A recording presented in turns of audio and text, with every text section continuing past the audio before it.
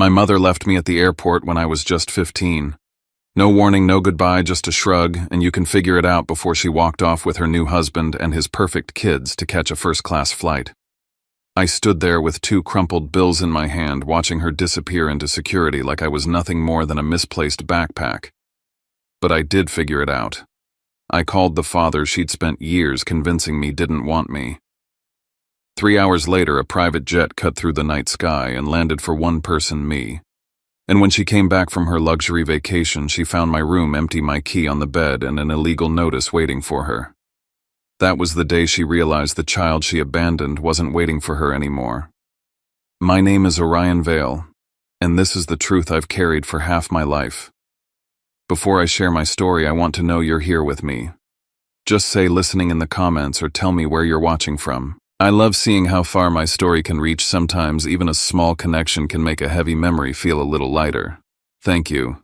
And now, here's my story. And if my story speaks to you, feel free to subscribe.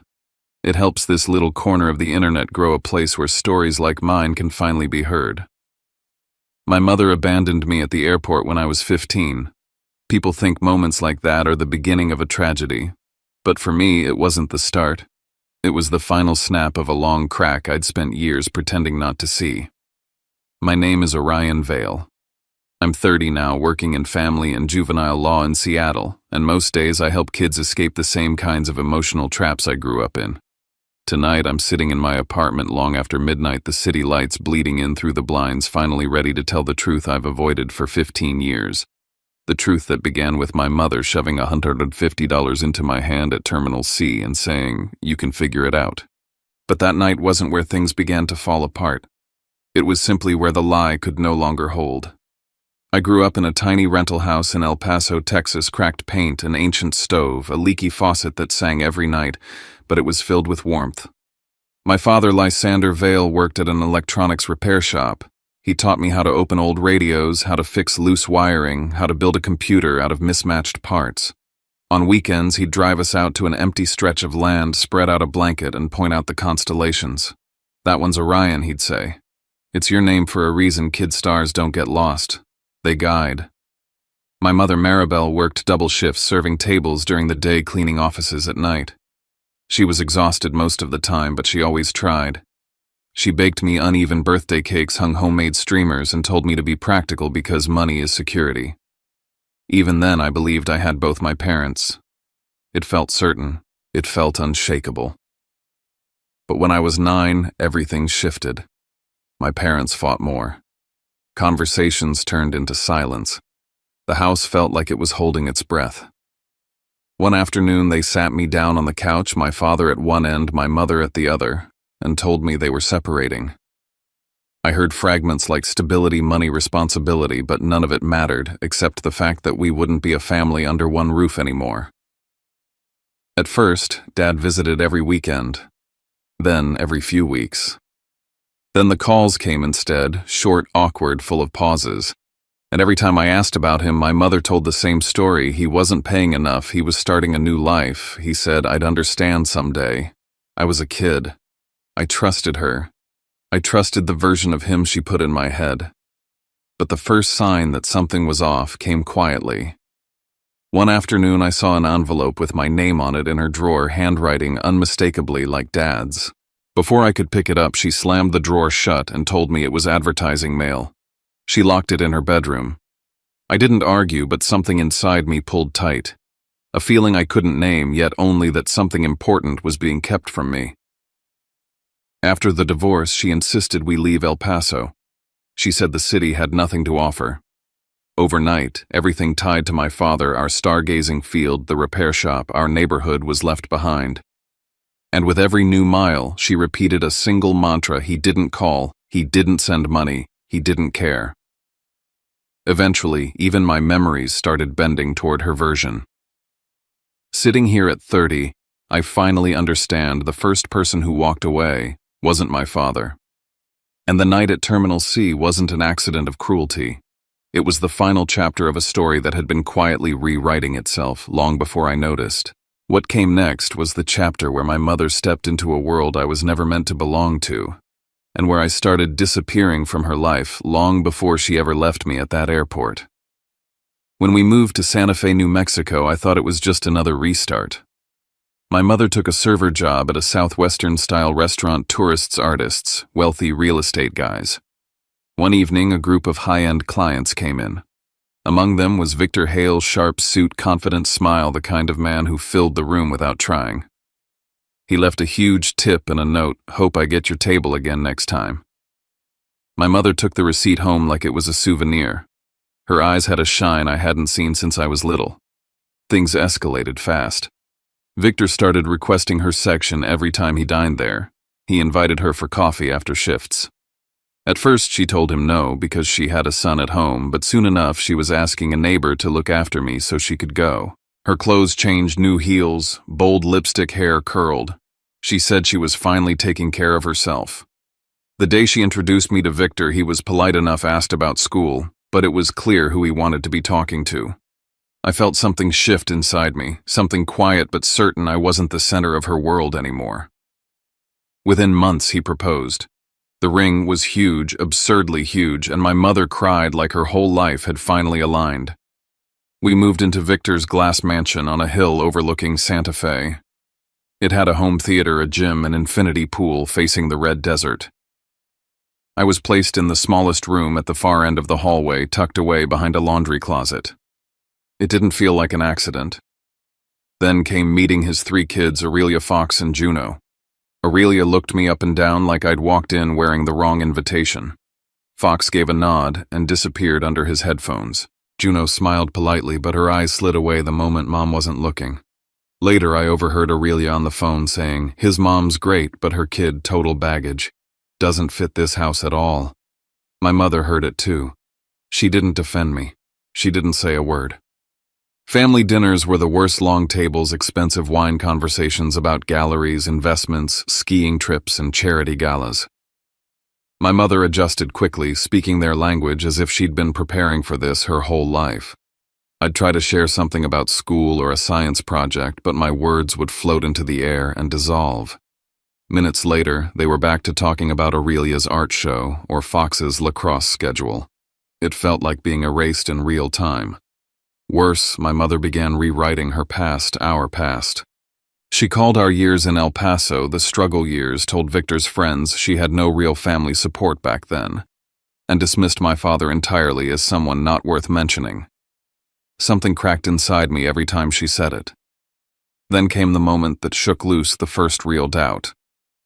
I was using her office computer to print a homework assignment when I saw a tab open a business article about a tech company in Seattle. The CEO was Lysander Vale, my father, standing in a glass conference room wearing a suit looking nothing like the broke, unreliable failure she'd described. Before I could read more, she appeared behind me, slammed the tab shut, and changed the computer password. That image, his name beneath his picture, burned into me. That was when my questions started. And right when those questions grew loudest, Victor announced a new family vacation. Bermuda. 2 weeks. He made reservations. Everyone was excited. Everyone except me. Because by then I could already feel it coming, that final brutal cut. The one that would leave me standing alone at Terminal C with $150 in my hand and a mother walking away like I was never part of her story to begin with. The first sign should have been how my name never came up at dinner. Victor sat at the head of the table that night, swirling his wine like some patriarch from a glossy magazine spread announcing he wanted to take the whole family to the Maldives for 2 weeks. Aurelia gasped, Fox actually took off his headphones, and Juno almost knocked over her glass from excitement. My mother put a hand on Victor's arm like she belonged there, like she had always belonged there. I waited for her to glance my way, even just to include me with a nod. Nothing. Only when I finally asked, "What about me?" did she throw out a distracted, "Of course you're coming, don't make it weird," before turning back to Victor as if the conversation had ended. I tried to hold on to hope, telling myself maybe she was flustered, maybe she hadn't realized she overlooked me. But everything that followed proved otherwise. When she took Aurelia, Fox, and Juno shopping for new swimsuits, sandals, and monogrammed luggage, I stayed home scrubbing the pans from last night's dinner. She told me, "Your clothes still fit. Don't waste money on nonsense." So I used the cash I'd saved from repairing neighbors' old laptops to buy myself a plain swim trunk, the cheapest thing I could find. I wanted to feel like I belonged somewhere in that picture. A few nights before the trip, I walked past the cracked open door of the primary bedroom and heard Victor's voice. And the boy, I don't want any complications on this trip. My mother answered quickly, almost rehearsed, I've handled it. He won't be a problem. He's old enough to take care of himself. I froze outside the doorway, heart pounding. They weren't talking about luggage or seat assignments. They were talking about me like I was furniture being stored for the season. Still, I told myself there had to be a misunderstanding. Kids cling to hope even when they shouldn't. The morning we left for the airport, Denver was still dark. The Hale family rolled their brand new suitcases across the polished floor like a parade. I dragged my old scuffed one behind them. At check-in, Victor handed the agent 5 passports, not 6. I stared at the stack, waiting for mine to appear. It never did. When I asked about my boarding pass, the agent frowned at her screen. I only see 5 passengers on this reservation. Victor murmured to my mother, "Talk to him." She pulled me aside into the shadowed corner near a newsstand, her eyes darting around like she hoped no one would hear what she was about to say. "Orion, there's been a change. You're not coming." The words didn't make sense. "Why? What did I do?" She sighed, annoyed rather than apologetic. "Victor wants time with his kids. I need this trip to go well. You're 15, you don't need me breathing down your neck anymore." I told her I didn't have a house key. I didn't know how I would even get back to Santa Fe. She opened her wallet, pulled out $150 and shoved it into my palm like she was paying a bill she'd forgotten. "Figure it out. You're smart, my son, remember?" It was meant as reassurance, but it hit like an insult. She called my forced self-reliance proof that abandoning me was reasonable. I begged her to at least let me stay at a hotel for a night to leave after they boarded anything that didn't feel like being thrown away. She shook her head, lowering her voice as if her real concern was being overheard. "Don't make Victor uncomfortable." I told him everything was fine. Then she said the sentence that would echo in my head for years. "I can't let my future fall apart because you're still clinging to me." She kissed my forehead without really touching me, turned away and walked toward security with her new family. She didn't look back. Aurelia did long enough to smirk, confirming what I'd sensed all along. I was never meant to be part of this picture. I stood in the middle of Terminal C as their flight status changed from boarding to departed. I tried calling her, straight to voicemail. I texted. Nothing. I sat in a worn chair near the food court buying the cheapest soda I could to avoid being chased away. I watched families reunite, partners embrace, parents lift their children. I felt invisible. Eventually, I found myself in a restroom staring at my reflection under harsh, fluorescent lights. My eyes were red, my hands shaking around the crumpled bills she'd given me. It hit me then she hadn't left me at the airport. She had left me long before this was just the moment she stopped pretending otherwise. And from that nothing left to lose place, I scrolled through my contacts until I found the name she'd spent years telling me to forget, Lysander Vale. I put my finger on call, and for the first time in years, I disobeyed her. I stared at the screen thumb hovering over the call button. My father's name looked foreign, like a word from a language I used to speak but could no longer remember. My hand trembled as I pressed it. The ringing felt endless, each tone a reminder of the fear that he might not answer, might not care, might not even remember me. Maybe everything my mother said about him had been true. Then he picked up immediately. Orion. His voice cracked just slightly, and the sound of it hit me so hard I had to grip the counter to steady myself. I barely managed to whisper, "Yeah, it's me." When I told him I was at the airport alone, he didn't ask why my mother wasn't with me. He didn't ask what I'd done wrong. The first words out of his mouth were, "Are you safe? What gate are you near? Is anyone with you?" It was like someone lit a match inside a room I didn't realize was dark until then. When I gave him the details, he said, "Stay where you are. I'm coming." I told him he was in Seattle. He said simply, "I have a way." Within minutes, an airline employee approached me. "Your father asked us to look after you," she said. guiding me to a small private waiting room with bottled water, snacks, and a blanket. I didn't realize how cold I'd been until I felt warmth. I didn't know how long I'd been holding my breath until I finally let it out. But waiting was its own kind of torture. 3 hours stretched like 3 days. I kept telling myself I'd imagined the concern in his voice, that he'd realize this wasn't worth it. Every family passing by made the abandonment feel fresh, raw. I kept expecting the door to open and discover it was all a mistake. But around midnight, an agent knocked and said, "Follow me, please." She led me through a series of hallways past service doors and restricted zones, my heart pounding harder with every step. When she opened the final door, cold night air rushed in, and a private jet sat on the tarmac, engines cooling. A tall man stepped down the stairs, pausing when he saw me. Even from a distance, I knew that walk. I knew those shoulders. And when he whispered Orion, I felt something I'd buried years ago break loose inside me. He didn't rush me. He didn't demand anything. He just asked quietly, "Can I hug you?" I nodded, and he held me like he'd been waiting 15 years to do it again. On the plane, he opened a briefcase full of things I never knew existed: letters he'd written, cards, returned unopened records of calls he'd made, proof of child support payments my mother had sworn never came. Evidence of a man who had tried year after year to stay in my life. As the jet cut through the night sky over Colorado, I stared out the window and realized the most painful part wasn't that my mother left me at the airport. It was knowing she had already cut me out of her life long before she walked away.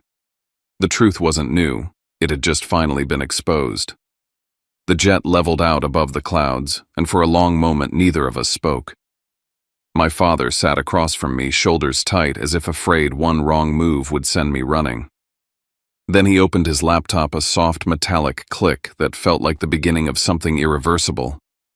He showed me the life he'd been living since the divorce: a growing tech company, long workdays, no remarriage, no new family. "I kept a room for you," he said quietly. "Every house I bought, every move I made sure there was always space for you." Those words cracked something in me. For years I'd pictured him building a new life, leaving me behind. But the evidence on his screen told a different story. He clicked through folder after folder labeled with my name. Inside were scans of letters, birthday cards, New Year wishes, long messages about school life, and how much he missed me. Some were stamped, "Returned to sender." Others bore receipts that proved they'd been delivered. A few even carried signatures showing they'd been accepted at the house where I lived with my mother. I stared at the screen, my stomach turning as realization settled. She had kept every letter from me. She had stolen the chance for me to know I was loved.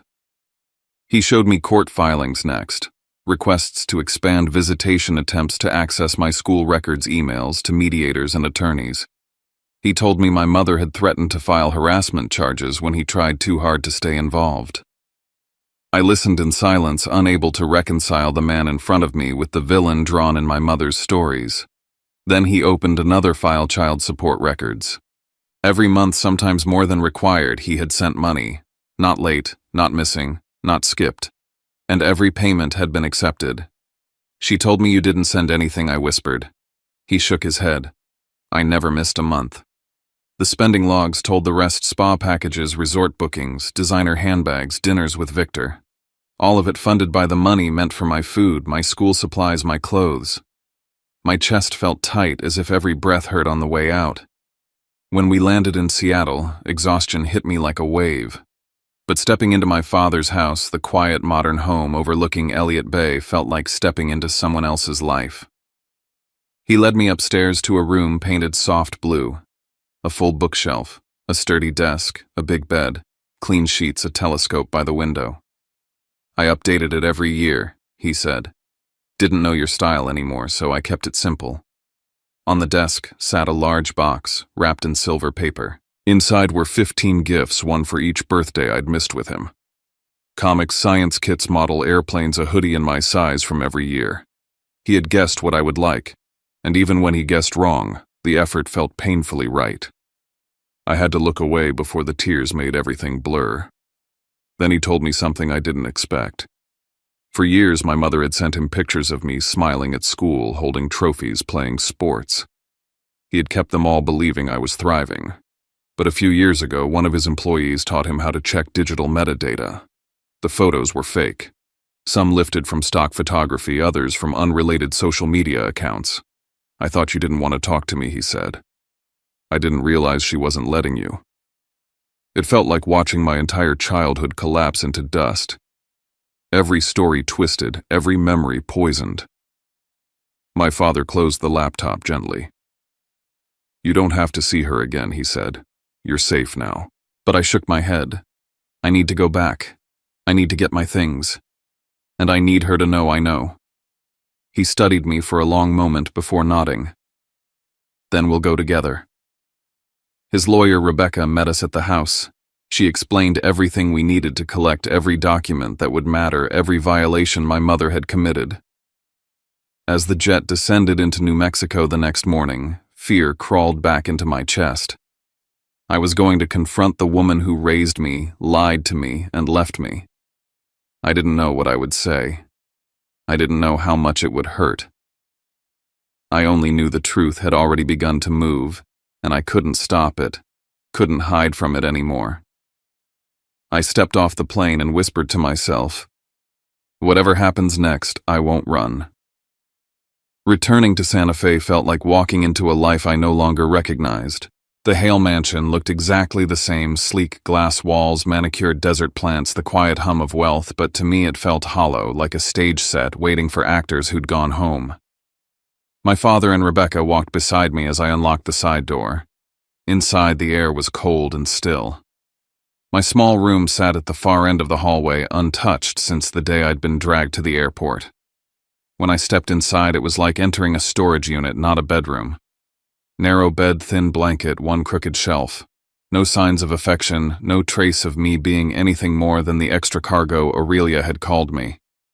As I began sorting through my things, I opened the desk drawer and found a small tin box shoved all the way to the back. My breath caught when I lifted the lid. Inside were photos, me at 2, at 5, at 7, laughing on my father's shoulders at a fireworks festival, holding his hand outside a comic shop. Photos my mother had sworn never existed because he never showed up. The edges were bent, some torn, as if someone had tried to erase him from the frame. Rebecca checked the closet next. At the very bottom, buried under sweaters I hadn't worn in years, she pulled out a cardboard box. When she opened it, dozens of envelopes spilled out, letters, postcards, small packages, all addressed to me, all unopened. I sank onto the bed as she placed them in my lap. My father stood in the doorway, jaw tight, trying not to show how much it hurt him to see proof of how thoroughly he'd been shut out. In my mother's office, we found an entire folder labeled Veil Documentation. Inside were email exchanges with lawyers in which she claimed I experienced severe stress whenever my father tried to contact me. She insisted he was dangerous to my stability, even though I'd never seen him once after the divorce. She'd requested restrictions, blocked calls, changed numbers, instructed my school not to release information. There were handwritten notes reminding herself to update passwords, remove my father's details from emergency contacts, cut every link that might let him reach me. And then came the bank statements. Page after page of child support deposits, steady, punctual, never missed, followed by withdrawals for spa days, designer shopping, luxury dinners. All this time she had told me we were broke, that my father was worthless, that he didn't care. I felt anger rush up so abruptly I had to grip the edge of the desk to stay steady. I returned to my room and sat at the small desk, pulling out a sheet of paper. I didn't write accusations or insults. I wrote the truth. I wrote that I knew everything now, the letters, the lies, the money, the manipulation. I wrote that I wasn't leaving out of revenge. I was leaving because there was nothing here for me anymore, nothing real. I placed the letter on the bed next to my house key, and the legal notice Rebecca said my mother was obligated to receive. Then I packed the only things that belonged to me, a few clothes, the old books my father had given me when I was little, and the box of letters she had stolen from my life. When I stepped out into the hallway, my father rested a hand on my shoulder but said nothing. He didn't need to. I walked out of that room without looking back. I knew if I did, some part of me would beg to stay, not because I belonged there, but because I had spent too long trying to. We left the mansion behind silent as we drove toward the airport. I knew my mother would return from her perfect vacation soon. She would open the door expecting her new life to still be intact, only to find the empty room, the letter, and the consequences waiting. And the next time we faced each other, it wouldn't be as mother and child. It would be as two people standing on opposite sides of a truth finally too large to hide. I was in Seattle finishing paperwork for my transfer into school when the alert came through the home security app. Unrecognized visitor at the gate. Then another message from a neighbor back in Santa Fe. The Hale house is in chaos. Your mother came back early. I froze. She wasn't supposed to return for 2 more days. But a missed connecting flight had sent her home sooner, dragging her suitcases through the quiet hallways of the mansion she'd fought so hard to belong to. When she opened the door to my room, she found it stripped bare, the small closet empty, the bed without sheets. My letter resting in the center of the mattress, and the legal envelope from Rebecca placed neatly beside it. I heard from the neighbor that she shouted my name, ran room to room, then started calling me over and over. Dozens of missed calls, long frantic voicemails, accusations mixed with sobbing, and then eventually silence. By late afternoon, my father's intercom buzzed. "There's a Maribel Ross asking for you," the guard said. Her voice came through next shaky, desperate, then angry, then pleading. She pressed the button repeatedly, like she could force her way into my life the same way she'd forced me out of hers. My father looked at me. "Do you want to see her?" My chest tightened, but I nodded. "Yes. But this time, I'm not talking alone." We set up in the living room. My father sat beside me but gave me enough space to breathe. Rebecca was there, calm and prepared, and a representative from Child Protective Services observed quietly from the corner. My pulse thudded in my ears as the door opened. My mother rushed toward me, arms outstretched. I stepped back. "Sit down," I said, my voice steadier than I felt. She blinked, wounded. "You left home," she snapped. "You embarrassed me. After everything I've done, you let people fill your head with lies." Tears welled in her eyes. "The Maldives, the whole trip was a misunderstanding. I thought you knew the plan. I thought you were fine." She looked at my father like he was poison. "He abandoned you. He just wants to buy you back now that he's rich." I didn't raise my voice. I just reached for the box beside me and pulled out the first stack of letters. "These," I said, placing them on the table, "are the birthdays you said he forgot." I slid out another stack. Christmas, New Year, school invitations, all unopened, all buried in her drawer. She stammered, "I was going to give them to you. I was waiting for the right time." I cut her off gently. "They were at the bottom of your closet, still sealed." Rebecca opened her folder and handed over the child support statements. "Mrs. Ross, she said you received financial support every month, more than required. You redirected those funds for personal expenses. That qualifies as misappropriation of support for a minor." My mother's face paled.